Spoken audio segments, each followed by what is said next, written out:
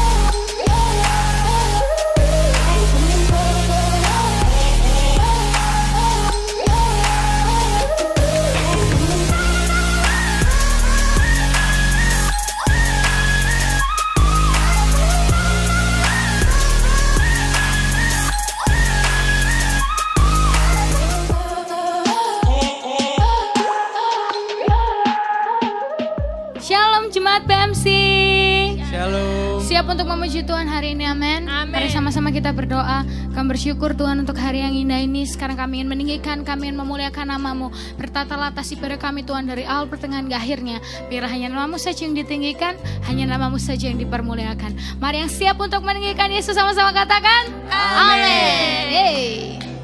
Kami sungguh terkagum Tuhan melihat indahnya kasih-Mu. Hey, hey.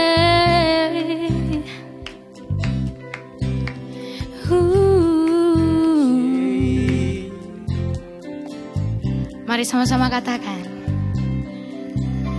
Dalam rembulan dan indahnya mentari,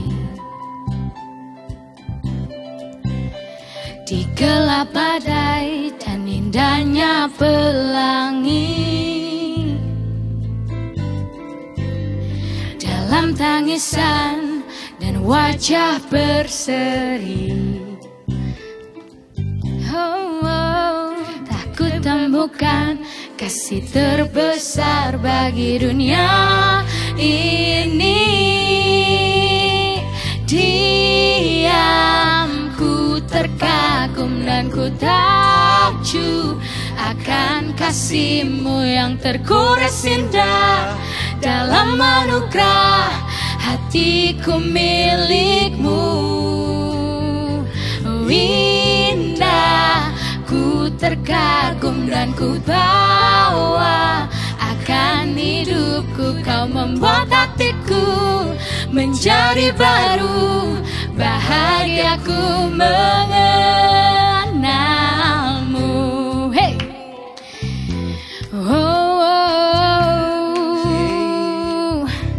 Bahagia ku kenal-Mu. Hey. Come on, sing it. dalam rembulan, dalam cahaya mentari. Hey, di gelap badai dan indahnya pelangi. Oh, dalam tangisan dan wajah berseri. Hey, telah kutemukan kasih terbesar bagi dunia ini. Come on. Diamku terpaku dan ku takjub akan kasih-Mu yang terkudus indah. Dalam anugerah hatiku milik-Mu. Indah, ku terkagum dan ku bawa akan hidupku. Kau membuat hatiku menjadi baru. Bahagiaku mengenal diamku terpaku dan ku takjub akan kasih tergores indah. Dalam anugerah hatiku milik-Mu. Indah, ku terkagum dan ku bawa akan hidupku. Kau membuat hatiku menjadi baru. Bahagiaku mengenal diamku terpaku dan ku takjub akan kasih-Mu yang terkudus indah. Dalam anugerah hatiku milik-Mu. Indah, ku terkagum dan ku bawa akan hidupku. Kau membuat hatiku menjadi baru. Bahagiaku mengenal Dia. Ku terpaku dan ku takjub akan kasih-Mu yang terkudus indah. Dalam anugerah hatiku milik-Mu. Dengan segenap hatimu. Indah, ku terkagum dan ku bawa akan hidupku. Kau membuat hatiku menjadi baru. Bahagiaku mengenal-Mu. Ku terpaku melihat-Mu.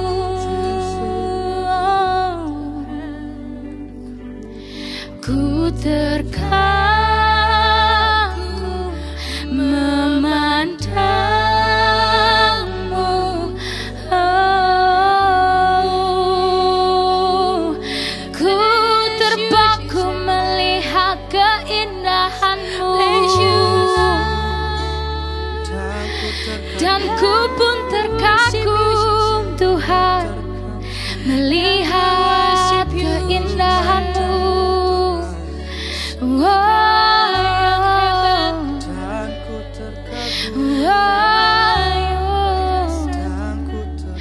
Sembah Dia, sembah Dia, Allah yang hebat, Allah yang dahsyat. Kau Allah yang besar, penulis hidupku. Yes, you are Jesus. Yes, you are Jesus. Oh, kami terkagum. yeah. Oh Yesus, Kau membuatku sesuai rencana-Mu. Kau memegang setiap musim hidupku. Ku serahkan semua kekhawatiranku. ku milikmu,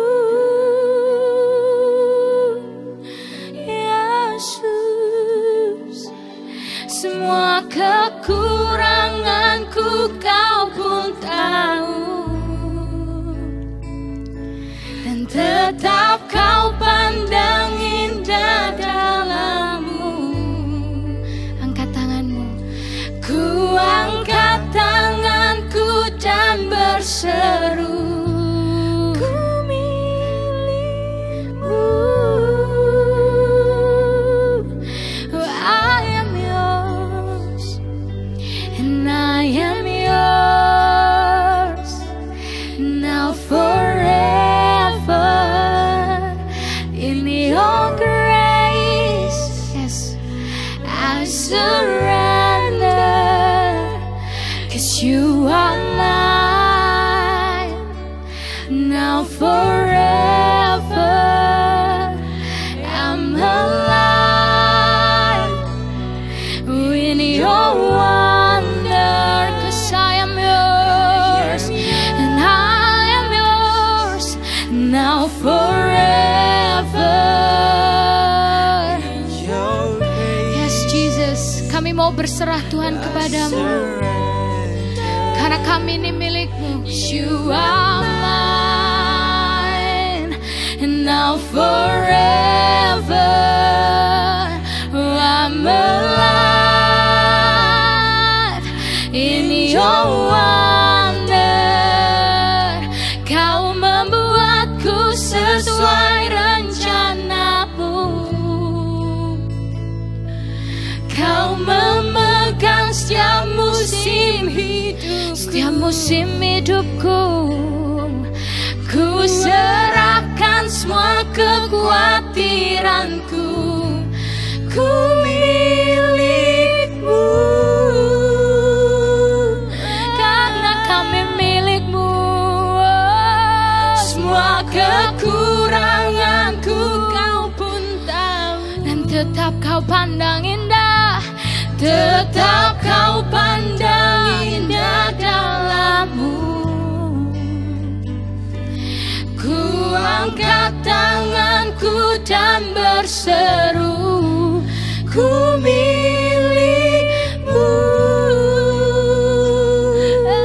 'Cause I am yours, oh I am yours, now forever. Oh, in your grace, oh I surrender, 'cause you are mine, and now forever. Oh, I'm alive, oh, in your wonder. I am yours, 'cause I am yours, now forever. Oh, in your grace, Jesus, can I surrender? You are mine, karena Engkaulah milik kami Tuhan, now forever, sekarang dan selamanya. Yes, oh in your wonder, oh Jesus, bless the Lord, oh my soul, and oh my soul, I worship His holy name. Oh, sing like never before, and oh my soul, I worship Your holy name. Bless the Lord, oh bless the Lord, oh my soul, and oh my soul, I worship Him.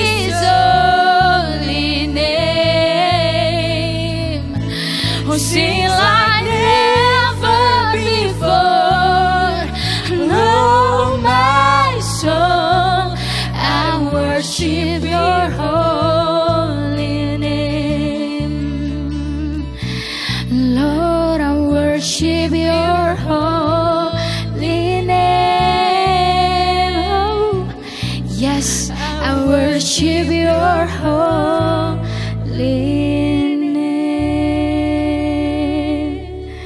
Thank you, Jesus. Shalom kekasih Tuhan, senang sekali kita bisa jumpa lagi dalam ibadah yang luar biasa. Kita semua sudah memuji, menyembah Tuhan, dan saya percaya kita diberkati dengan pujian tadi. Dan tiba saatnya kita akan sama-sama yuk belajar firman Tuhan. Mari kita berdoa. Bapak, kami mengucap syukur buat hari ini kami boleh kembali belajar akan firman-Mu. Mari urapi Tuhan supaya kami boleh mengerti tentang nilai-nilai pengajaran yang sedang Engkau ingin sampaikan kepada kami semua. Urapan yang sama ada di tengah-tengah kami, di dalam nama Yesus, haleluya, amin. Kekasih Tuhan, senang sekali kita boleh masuk di bulan Mei. Di minggu yang pertama kita boleh mendengar khotbah daripada Ibu Gembala, dan sekarang tiba saatnya saya menyampaikan pesan buat saudara. Tema daripada bulan ini adalah Grace and Truth, yaitu kasih karunia dan kebenaran. Kita akan belajar bersama-sama mengapa kasih karunia, mengapa dengan kebenaran. Supaya olehnya setelah kita mengerti dan menghargai kasih karunia dan kebenaran, maka hidup kita bisa semakin berdampak di tengah-tengah di mana kita tinggal. Mari bersama-sama kita akan membuka Alkitab kita dalam Yohanes pasal yang pertama ayat 14 sampai dengan 17. Firman itu telah menjadi manusia dan diam di antara kita. Amin. Dan kita telah melihat kemuliaannya. Amin. Yaitu kemuliaan yang diberikan kepadanya sebagai anak tunggal Bapa, penuh kasih karunia dan kebenaran. Jadi kemuliaan Tuhan di dalamnya penuh dengan kasih karunia dan kebenaran. Yohanes memberi kesaksian tentang dia dan berseru katanya, inilah dia yang kumaksudkan ketika aku berkata, kemudian daripadaku akan datang dia yang telah mendahului aku, sebab dia telah ada sebelum aku. Ayat 16, karena dari kepenuhannya, kita semua telah menerima kasih karunia demi kasih karunia. Oh, ini keren saudara. Karena kepenuhannya, saudara dan saya menerima kasih karunia demi kasih karunia. Sebab, ayat 17, sebab hukum Taurat diberikan oleh Musa, tetapi kasih karunia dan kebenaran datang oleh Yesus Kristus. Kita bersyukur bahwa Yesus yang adalah anak tunggal Bapa diserahkan ke dunia, diserahkan untuk kita, untuk menebus dosa kita. Dan dari kepenuhannya, saudara dan saya, dari kemuliaannya, dan kepenuhannya kita menerima kasih karunia demi kasih karunia. Wow, jadi saudara dan saya adalah orang-orang yang sangat-sangat dikasihi oleh Tuhan. Saudara bukan menerima satu kasih karunia, dari kasih karunia demi kasih karunia, anugerah demi anugerah. Sadari ini saudara. Amin. Musa datang membawa hukum Taurat. Tetapi Yesus datang membawa kasih karunia dan kebenaran. Saya ulang, Yesus datang membawa kasih karunia dan kebenaran. Roma pasal 3 ayat 23 sampai dengan 24. Karena semua orang telah berbuat dosa dan telah kehilangan kemuliaan Allah. Dan oleh kasih karunia telah dibenarkan dengan cuma-cuma karena penebusan dalam Kristus Yesus. Di dalam dunia tidak ada satupun yang tidak berdosa, kata firman. Tetapi bersyukur kasih karunia diberikan kepada kita. Itu membenarkan kehidupan kita dan memberikan kebebasan kepada kita untuk hidup oleh Tuhan. Jadi kita dibenarkan dan diberikan kebebasan untuk hidup oleh Tuhan. Jadi Tuhan kasih kebenaran, kebebasan dan kebenaran dalam kehidupan kita. Tetapi jangan dianggap bahwa kebebasan yang Tuhan beri, sekalipun itu cuma-cuma, berarti itu murahan. Tidak murahan, saudara. Yesus datang untuk menggenapi hukum Taurat, bukan untuk menghilangkan hukum Taurat. Hukum Taurat dibuat, namun manusia tidak bisa menanggung semuanya. Oleh karenanya, Yesus datang untuk memberikan yang manusia tidak bisa tanggung. Ingatlah bahwa hukum Taurat dasarnya prestasi. Kita memperoleh upah kalau kita bisa melakukan sesuatu hal yang sesuai dengan apa yang kita kerjakan. Tetapi kasih karunia itu dasarnya belas kasihan. Kita memperoleh apa yang tidak sepantasnya kita terima, namun diberikan kepada kita. Itu namanya kasih karunia. Masih ingat kisah bagaimana anak bungsu sudah ngabisin harta ayahnya, sudah hidup sefoya-foya, semena-mena, jatuh miskin, menderita, melarat, hancur-hancuran. Tetapi ketika dia balik ke rumah ayahnya, bapaknya menerima kembali. Itulah kasih karunia. Itu sebabnya saudara harus mengerti dan menghargai betapa kasih karunia demi kasih karunia itu dilimpahkan dalam kehidupan kita. Saudara harus mengerti itu. Oleh karenanya hari ini kita akan belajar bagaimana kita bisa menghargai kasih karunia yang begitu luar biasa. Bagaimana saudara saya bisa menghargai kasih karunia yang begitu luar biasa. Yang dikatakan tadi kasih karunia demi kasih karunia diberikan kepada kita. Kalau saudara mengerti ini, saya yakin kita akan menjadi orang-orang percaya, kita akan menjadi kekasih-kekasih Tuhan yang terus hidupnya memuliakan Tuhan. Berapa banyak saudara rindu hidup saudara memuliakan Tuhan? Amin. Anda siap? Kita akan belajar. Yang pertama, apa yang kita bisa mengerti, apa yang kita bisa tahu dari kasih karunia yang diberikan Tuhan kepada kita. Yang pertama, kasih karunia itu membawa kehidupan. Saya ulang, kasih karunia membawa kehidupan. Efesus pasal yang kedua ayat 8 sampai dengan ayat yang ke-9. Sebab karena kasih karunia kamu diselamatkan oleh iman. Saya ulang, sebab karena kasih karunia kamu diselamatkan oleh iman. Itu bukan hasil usahamu tapi pemberian Allah. Itu bukan hasil pekerjaanmu, jangan ada orang yang memegahkan diri. Dalam ayat ini kita diberitahu bahwa apa yang kita terima saat ini adalah kasih karunia Tuhan. Jadi apa yang kita terima dalam kehidupan ini semua adalah kasih karunia Tuhan. Yohanes pasal 8 ayat 1 sampai ke 11.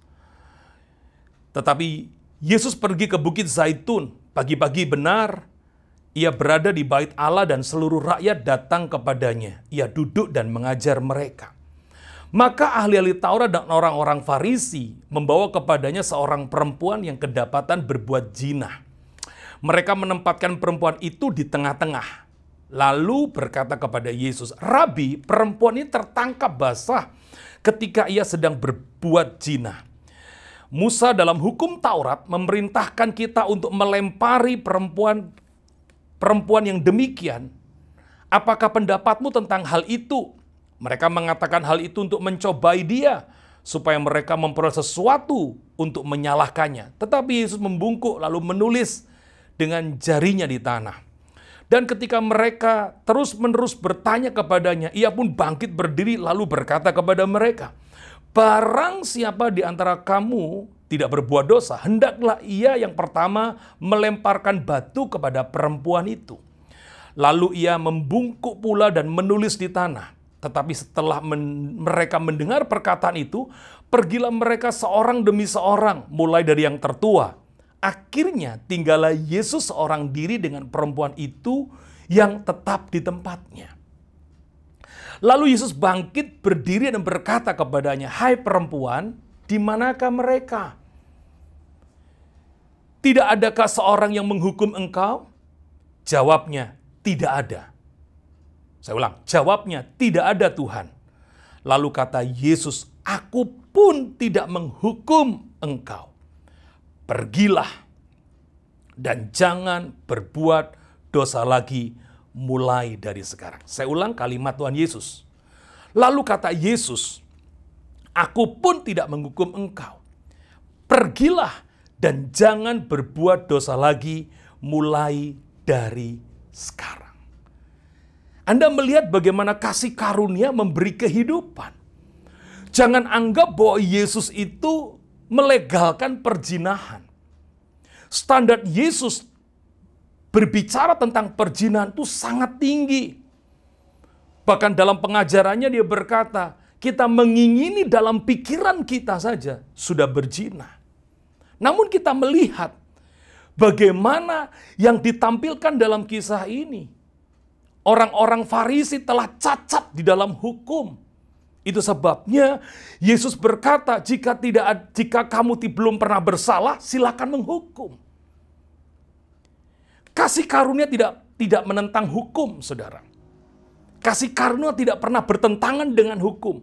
Yesus tidak pernah menentang hukum. Tapi kasih karunia memberikan kehidupan. Amin. Dosa harusnya kita yang tanggung. Tapi kasih karunia Allah memberikan kita kesempatan untuk hidup. Berikan tepuk tangan yang meriah bagi Tuhan. Yang kedua, saudara, kasih karunia memberikan kesempatan hidup benar dengan pertobatan. Yang kedua, kita semua perlu mengerti tentang kasih karunia. Kasih karunia memberikan kesempatan hidup benar dengan pertobatan. Kasih karunia tidak mengingat dosa, tidak mengungkit kesalahan masa lalu yang kita lakukan. Saya ulang ya, kasih karunia tidak mengingat dosa dan kasih karunia tidak pernah mengungkit masa lalu yang telah kita lakukan. Karena kasih karunia adalah wujud ekspresi kasih Tuhan kepada kita. Jadi wujud kasih Tuhan kepada saudara dan saya adalah kasih karunia. Kasih karunia memberikan kesempatan pada setiap kita untuk hidup benar dalam pertobatan. Jadi kalau saudara hari ini menerima kasih karunia, jangan anggap, wah ini kesempatan aku berbuat dosa lagi supaya terima kasih karunia. No. Tuhan mau kasih karunia yang kita terima, yang saudara dan saya terima. Ini adalah kesempatan kita untuk hidup benar dengan pertobatan. Bukan malah dengan kasih karunia, kita bebas hidup dalam dosa. Mari kita baca sebuah pengajaran yang sangat-sangat dalam.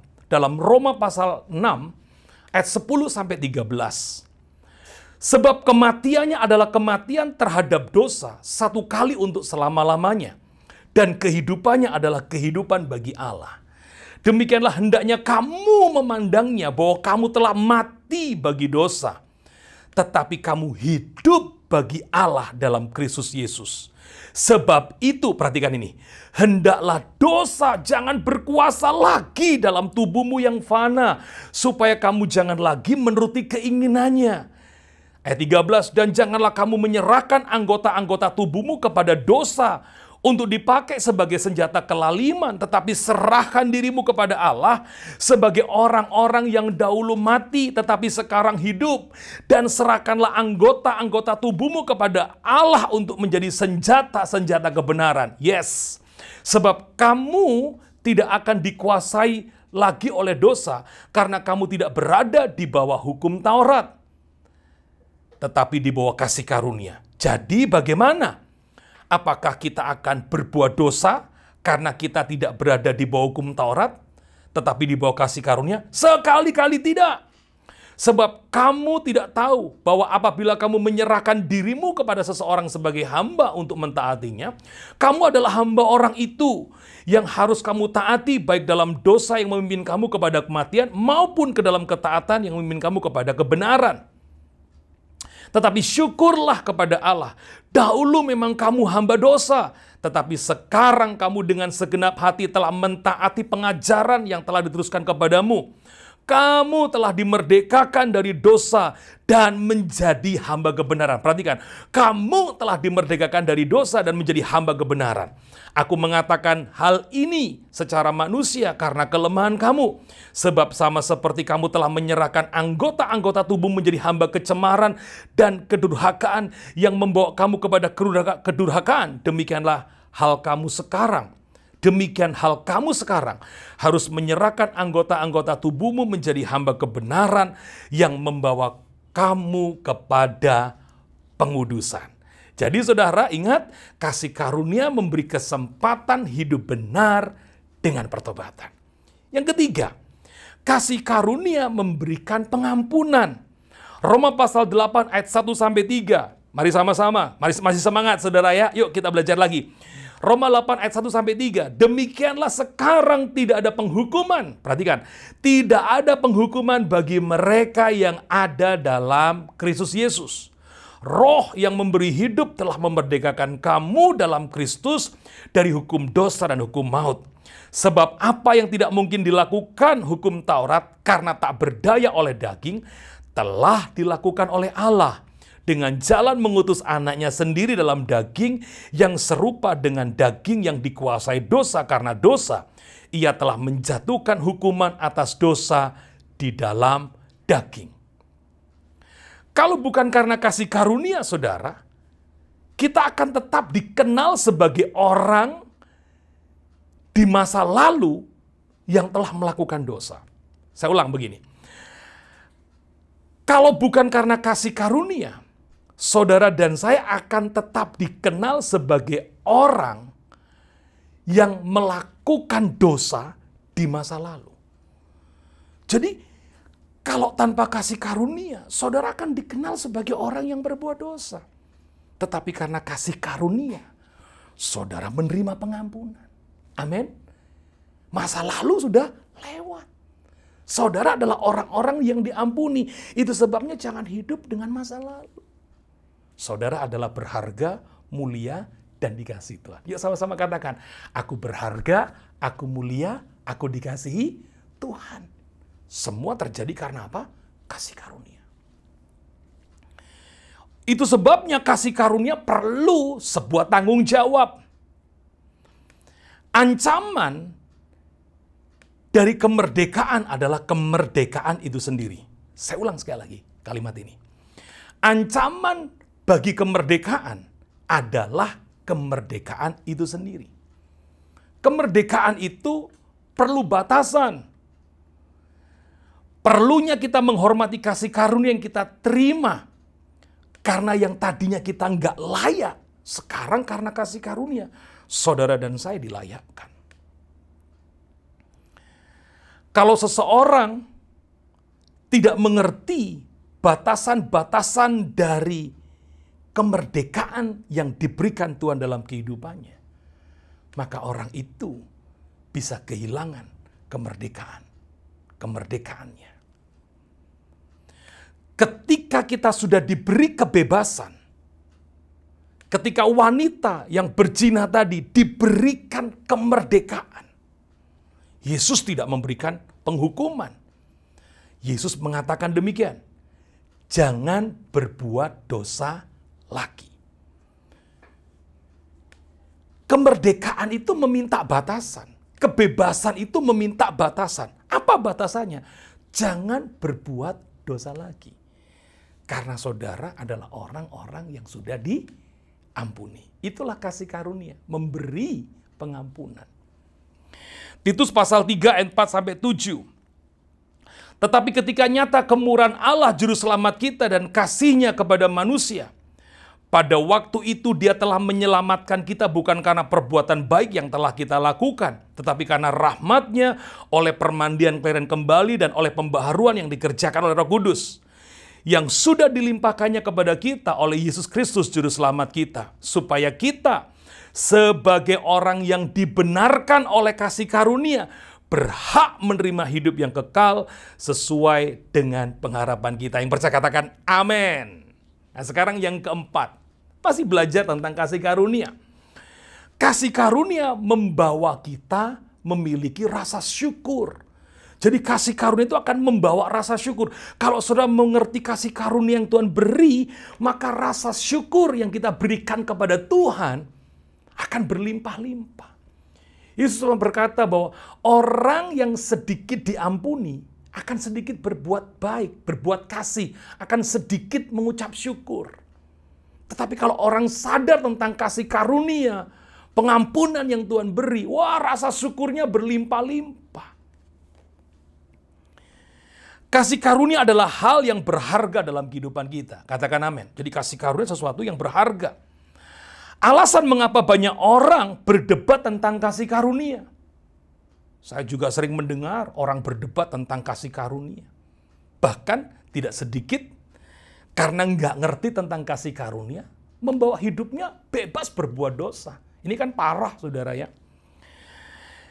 Karena Kristus, kita mendapat tanda masuk untuk bergerak dari kematian menuju kehidupan. Saya ulang, karena Kristus, saudara dan saya mendapatkan tanda masuk untuk bergerak dari kematian kepada kehidupan. Hanya orang yang tidak mengerti nilai yang dia terima akan semena-mena dengan kasih karunia yang dia terima. Rasa syukur seseorang ditentukan dengan tingkat pengertian tentang kasih karunia yang dia terima. Kalau saudara mengerti tentang kasih karunia yang saudara terima, kita tidak layak tapi dilayakkan. Itulah kasih karunia. Kalau engkau ngerti itu, maka rasa syukurmu akan lebih daripada yang lain. Saya tutup dengan satu ayat dalam Roma 6 ayat 1-3. Jika demikian, apakah yang hendak kita katakan? Bolehkah kita bertekun dalam dosa supaya semakin bertambah kasih karunia itu? Sekali-kali tidak. Bukankah kita telah mati bagi dosa? Bagaimanakah kita masih dapat hidup di dalamnya? Atau tidak tahukah kamu bahwa kita semua yang telah dibaptis dalam Kristus telah dibaptis dalam kematiannya? Kalau kita tahu betapa besar rencana yang Tuhan sediakan, apakah kita mau kembali dalam kehidupan dosa? Kalau saudara tahu tentang rencana besar Tuhan dalam kehidupan saudara, apakah saudara masih mau hidup dalam dosa? Kalau kita tidak tahu betapa besar pengorbanan Tuhan dalam kehidupan kita, maka kita bisa menyia-nyiakannya. Tapi kalau saudara mengerti betapa besar pengorbanan Tuhan dalam hidup saudara, saya yakin saudara tidak akan pernah menyia-nyiakannya. Melainkan saudara akan menghargai kasih karunia, pengorbanan Tuhan. Kita yang tidak layak, kita yang harusnya menerima semua hukuman dari dosa. Tetapi Yesus dengan karyanya memberikan kasih karunia dan kebenaran. Bahkan kasih karunia demi kasih karunia dilimpahkan dalam kita. Supaya saudara dan saya masuk dalam rencananya yang besar. Kesimpulannya, bagaimana saudara dan saya bisa menghargai kasih karunia yang begitu besar yang Tuhan berikan bagi kita? Ingatlah bahwa kasih karunia memberi kehidupan buat saudara dan saya. Kasih karunia memberi kesempatan kepada kita untuk hidup benar dalam pertobatan. Kasih karunia memberikan kepada kita pengampunan. Dan kasih karunia membuat kita, membawa kehidupan kita terus bisa bersyukur kepada Tuhan. Haleluya. Demikianlah firman Tuhan yang bisa saya sampaikan kepada saudara. Saya berharap kita di minggu ini, di minggu-minggu yang akan datang, kita terus bisa belajar grace and truth dengan lebih indah lagi. Tuhan memberkati, mari kita sama-sama berdoa. Bapa, terima kasih buat anugerah-Mu yang sempurna dalam kehidupan kami. Terima kasih buat pengajaran firman-Mu. Biarlah kami menjadi orang-orang, anak-anak-Mu, kekasih-kekasih-Mu Tuhan, yang menghargai kasih karunia yang Kau berikan. Kami bukan orang-orang yang menyalahgunakan kasih karunia dengan tetap terus hidup dalam dosa. Tetapi biarlah kami menjadi orang-orang yang terus membawa kemuliaan-Mu sepanjang hidup kami sampai Engkau datang untuk yang kedua kali. Terima kasih Tuhan, berkat-Mu turun atas semua kekasih Tuhan, bahwa kami terus ada dalam rencana-Mu yang besar. Di dalam nama Yesus, semua yang mengasihi Tuhan berkata, amin. Haleluya. Saya akan sampaikan beberapa informasi penting untuk kekasih Tuhan bisa perhatikan. Yang pertama, ibadah kenaikan tanggal 21 Mei akan dilangsungkan jam 8 pagi disertai dengan perjamuan kudus. Anggur dan roti perjamuan Anda bisa dapatkan lewat ketua Family Cell atau saudara bisa mengambilnya di gereja pada jam kerja.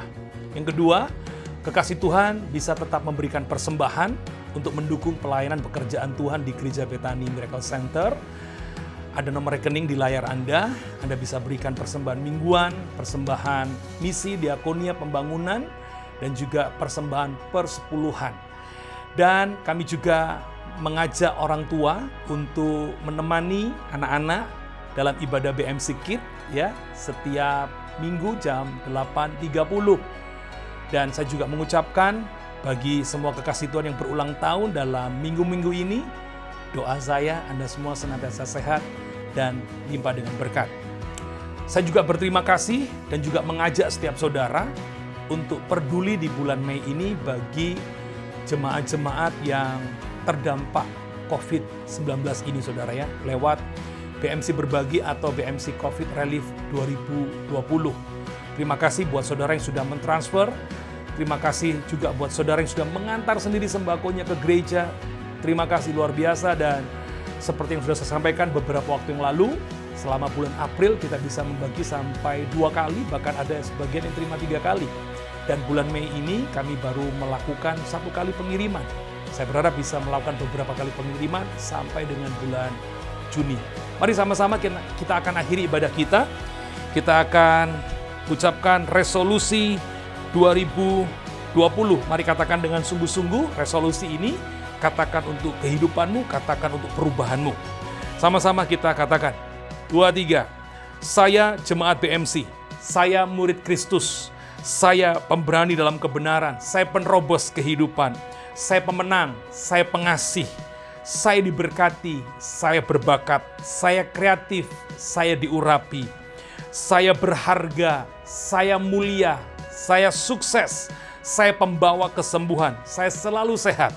Saya baik, saya percaya diri, saya pengampun, saya tahu berterima kasih, saya murah hati, saya kuat, saya disayang Tuhan, saya bisa karena Tuhan, saya berguna untuk Tuhan. Mari kita berdoa. Bapa, terima kasih buat minggu yang luar biasa, Engkau sudah memberkati ibadah ini Tuhan, dan tiba saatnya kami akan mengakhiri ibadah ini Tuhan, dan sama-sama saya mengajak semua jemaat untuk berdoa Bapa kami bersama-sama. Bapa kami yang di sorga, dikuduskanlah namamu, datanglah kerajaanmu, jadilah kehendak-mu di bumi seperti di sorga. Berikanlah kami pada hari ini makanan kami yang secukupnya, dan ampunilah kami akan kesalahan kami, seperti kami juga mengampuni orang yang bersalah kepada kami. Dan janganlah membawa kami ke dalam pencobaan, tetapi lepaskanlah kami daripada yang jahat, karena Engkaulah yang mempunyai kerajaan dan kuasa dan kemuliaan sampai selama-lamanya. Sekarang angkatlah tanganmu kekasih Tuhan, terimalah dan nikmatilah berkat yang telah Bapa curahkan sejak daripada Abraham, Ishak sampai Israel akan mengalir ke dalam seluruh kehidupan semua kekasih Tuhan mulai hari ini bahkan sampai selama-lamanya. Dalam nama Tuhan Yesus yang percaya menerima berkat Tuhan sama-sama berkata, amin. Tuhan Yesus memberkati kita semua. Shalom.